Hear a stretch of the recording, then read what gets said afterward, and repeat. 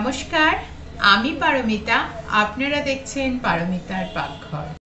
কিছুটা কাঁচা মাংসর ওপরে আদা রসুন নুন হলুদ লঙ্কা এবং জিরে গুঁড়ো ধনে গুঁড়ো দিয়ে 1 চামচ করে, তার সাথে কিছুটা টক দই দিয়ে দিচ্ছি।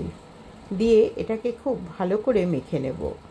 কিন্তু আজকের যে প্রসঙ্গ রান্নার, সেটা কিন্তু মাটন রান্না নয়। আজকের রান্নার প্রসঙ্গই হচ্ছে যে মাটনে ঠিক কতবার মশলা মেশালে এক্স্যাক্টলি বিয়েবাড়ির মতন খেতে লাগে। দেখুন, হাতে করে কিছুটা আমি সর্ষের তেল দিয়ে এটা ভালো করে, খুব ভালো করে হাতে কিন্তু মেখে নিচ্ছি। আসলে বিয়েবাড়িতে যখন আমরা খাই তখন মাটনটা একেবারেই অন্য স্বাদের থাকে। কড়ার ভেতরে প্রথমে আলুটা লবণ এবং হলুদ দিয়ে কিছুটা আমি হালকা করে ভেজে তুলে নিলাম। আলুটা যদি কেউ না ভাজতে চান, নাও ভাজতে পারেন। এটা জরুরি নয় যে আলুকে প্রতিবারে খুব ভালোভাবে ভাজতেই হবে। কালার আনার জন্য নিয়ে নিলাম চিনি, একটু গোটা গরম মশলা, জিরে এবং শুকনো লঙ্কা। এছাড়াও দেখুন, আমি আদা এবং রসুন আবারও দিয়ে খুব ভালো করে ভাজছি। তারপরে যে মাখানো মাংসটা ছিল, সেই মাংসটা ঢেলে দিলাম। আর বেশ কিছুটা আমি দিলাম কাশ্মীরি লঙ্কার গুঁড়ো, প্রায় 2 চামচের ওপরে ছিল। আর দিয়ে দিচ্ছি পেঁয়াজ এবং টমেটো বাটা। পেঁয়াজ কোচানো দিলে মাংসটা একটু পাতলা হয়, পেঁপে দিয়ে বানালে সেটা কিন্তু একেবারে বাড়ির মতন খেতে হয়।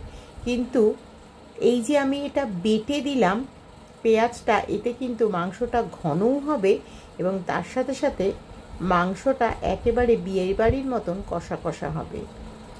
কিন্তু একটু আবারও 1 চামচ করে লবণ, হলুদ, লঙ্কার গুঁড়ো, ধনের গুঁড়ো এবং জিরের গুঁড়ো দিয়ে খুব ভালো করে মাখিয়ে একেবারে কষিয়ে দিলাম।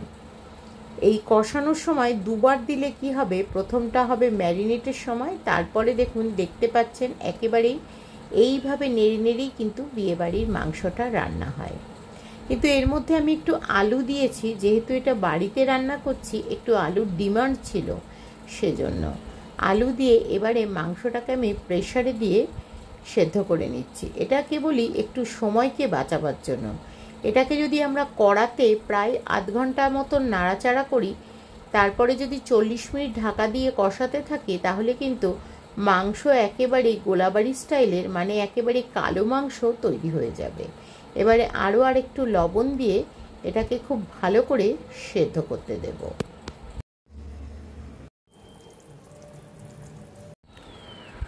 ঝোলটা যখন একেবারে টকবক করে ফুটছে, একেবারেই কিন্তু এটা তৈরি হয়ে গেল। এবারে এটাকে নাবিয়ে নিয়ে ওপর থেকে দিয়ে দিচ্ছি একটু ঘি। এই ঘি এবং ওপর থেকে একটু গরম মশলা ও ধনেপাতা দিলেই তৈরি হয়ে গেল একেবারে সুস্বাদু মাটন কষা।